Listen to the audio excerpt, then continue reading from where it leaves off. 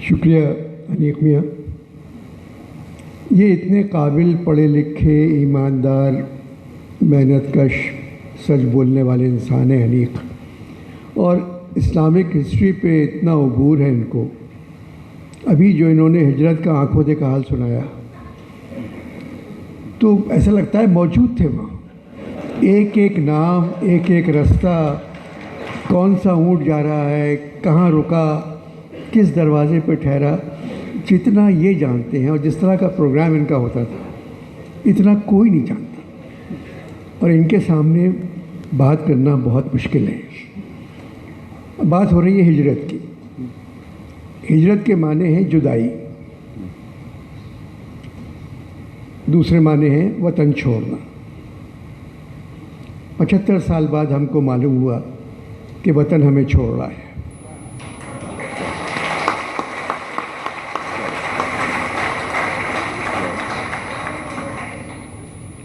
اس ملک کے لیے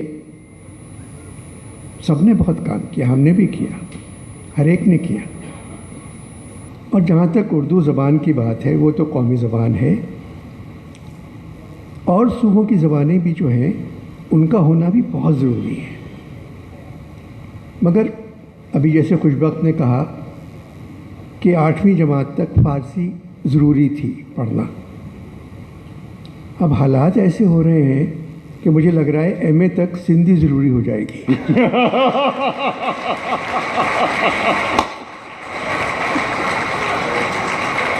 کیا کہنے، سبحان اللہ سبحان اللہ سبحان اللہ سبحان اللہ. اور یہ کوئی بری بات نہیں ہے، ہماری زبان ہے.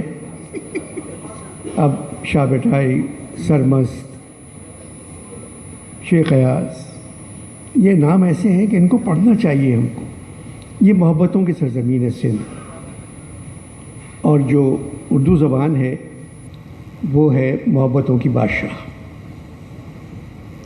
اردو ایک سمندر ہے مچلتا ہوا، اس کے آگے کوئی بھی دیوار کھڑی کرے گا وہ توڑ کے آگے نکل جائے گی. اسے کوئی روک نہیں سکتا بڑھنے سے. موجیں ہی موجیں ہیں اس کی. اور جہاں تک ہے کہ ہم ہندوستان سے آئے، میں 1948 میں 17 اکتوبر کو اپنے خاندان اور دوستوں، تقریباً 250 لوگ تھے، ان کے ساتھ کراچی کی بندرگاہ پہ اترا. 6 بہنیں، 4 بھائی، نانا نانی، اماں ابا، پرنانی، ماموں، ان کے بچے، ہمارے دوست، ان کے بچے. اونٹ گاڑی میں بیٹھ کے جگہ ڈھونڈ رہے تھے کہ کہاں جائیں. جمشید روڈ پہ ایک زمین لے لی اور نظام الدین سند سے خیمے لے کے ہم نے خیمے لگا لیے. میرے نانا اول تعلقدار تھے حیدرآباد کے، جو کمشنر ہوتا ہے. ان سے سرکار نے کہا کوئی بھی گھر پہ قبضہ کر لیں. انہوں نے گھر کسی اور کا ہے، تالا لگا ہوا ہے، ہم نہیں قبضہ کر سکتے. کیا بات ہے، کیا بات. تو ہم لوگ خیموں میں رہے اور بڑے اطمینان سے رہے، کیونکہ کوئی خواہش نہیں تھی. انسان تباہ جب ہوتا ہے جب خواہشات شروع ہوتی ہیں. کتابیں لے کے آئے تھے، 10,000 کتابیں ساتھ تھیں. نانا داغ دہلوی کے شاگرد تھے. میری والدہ کا نکاح نامہ جو ہے اس پہ جو گواہ ہیں اس پہ 3 نام ہیں، مولوی عبدالحق، جگر مراد آبادی اور مولانا مودودی. تو میرے نانا کے سب دوست تھے. اس شہر نے بہت کچھ دیا ہم کو، بہت بڑا شہر ہے. جیسے خوش وقت نے کہا یہ ماں ہے، اور ماں کی باہیں تو کھلی رہتی ہیں ہمیشہ کہ آؤ اور سما جاؤ مجھ میں. حالات بگڑتے گئے. اس وقت مجھے سب کا نام لینا چاہیے تھا. الطاف صاحب جب کراچی میں تھے تو ان کا نام لے کے پروگرام شروع ہو سکتا تھا. اب رابطہ کمیٹی سب کا نام مجھے لینا پڑتا ہے، تو اس وجہ سے میں نے بغیر نام لیے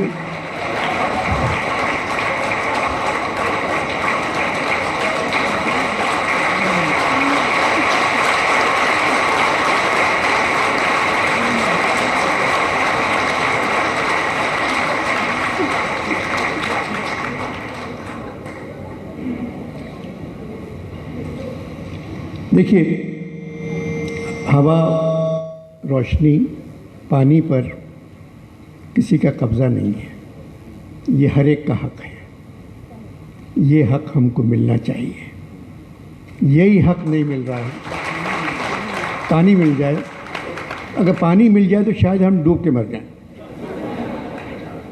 تو مگر یہ کہ یہ چیزیں، شہر کو 3 کروڑ کی آبادی ہے۔ اسد صاحب میرے ساتھ تشریف رکھتے ہیں۔ اب اگر مردم شماری کی جائے سندھ کی، کراچی کی، تو خدا کے واسطے صرف مردوں کو نہ گنیں، عورتوں کو بھی گنیں۔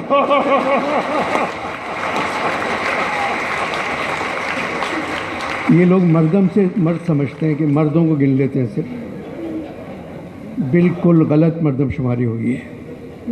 اس شہر کی تعداد دیکھیں آپ، اب بڑھتی جا رہی ہے، بڑھتی جا رہی ہے۔ یہ کووڈ میں اور بڑھ گئی، جس کے ذمہ دار یہ ہیں کہ لوگ کمرے سے باہر ہی نہیں نکلتے۔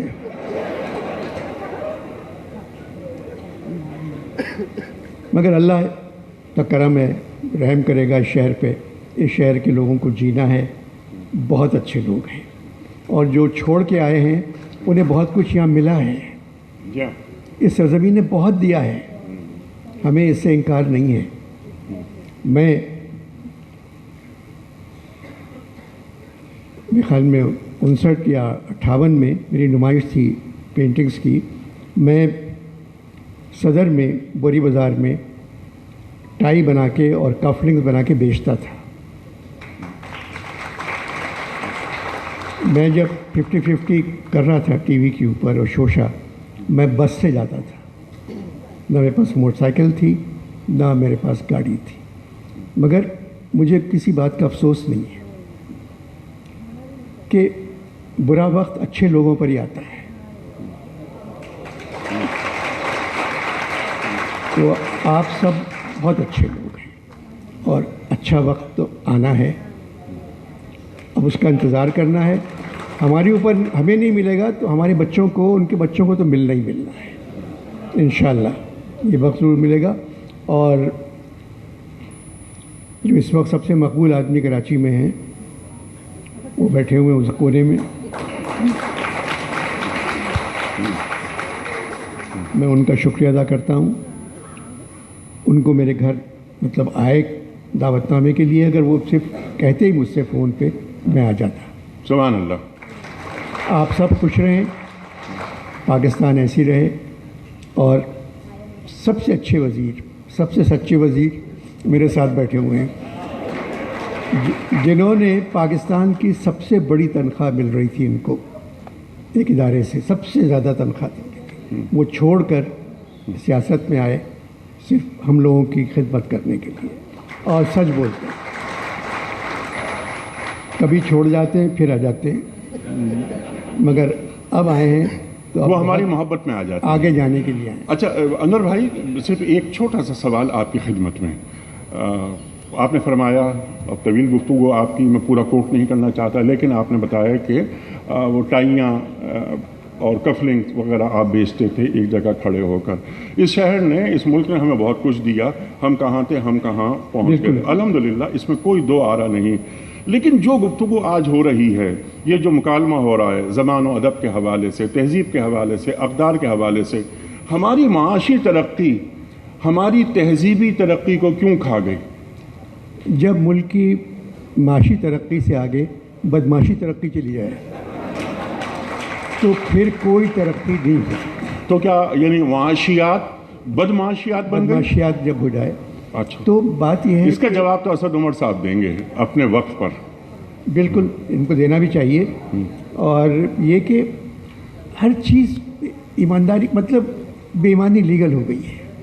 جس ملک میں بے ایمانی لیگل ہو جائے وہ ملک ترقی نہیں کر سکتا۔ اللہ اکبر، جس ملک میں بے ایمانی لیگل ہو جائے، سبحان اللہ، سبحان ملک اللہ۔ ترقی نہیں کر سکتا۔ انور بھائی، میں آپ کا بڑا ممنون، بہت شکر گزار، اور اس بات سے آپ میں سے بیشتر لوگ واقف ہوں گے کہ پچھلے دنوں انور بھائی بہت شدید بیمار رہے، اللہ تعالیٰ نے ہماری دعاؤں میں اثر رکھا، اور ہاسپٹل سے، وینٹیلیٹر سے آپ گھر واپس آئے، تو ہمیں یقین ہوا انور بھائی کہ ہماری دعائیں اب تک اثر رکھتی ہیں۔ اللہ آپ کو سلامت رکھے. آپ کی آواز میں زندہ آدمی کا ضمیر بولتا ہے. خواتین و حضرات، بہت بہت شکریہ. لیکن آپ جائیں گے نہیں یہ اس لیے کہ آپ عالیہ امام صاحب لکھنؤ کی اردو. اچھا پھر میں کل چاہتا ہوں کل جاؤں گا. جی خواتین و حضرات، ہمارے دوست سینیٹر فیصل سزواری صاحب محترمہ ڈاکٹر عالیہ امام صاحبہ کو اسٹیج کی جانب لا رہے ہیں. استقبال کیجئے ڈاکٹر عالیہ امام.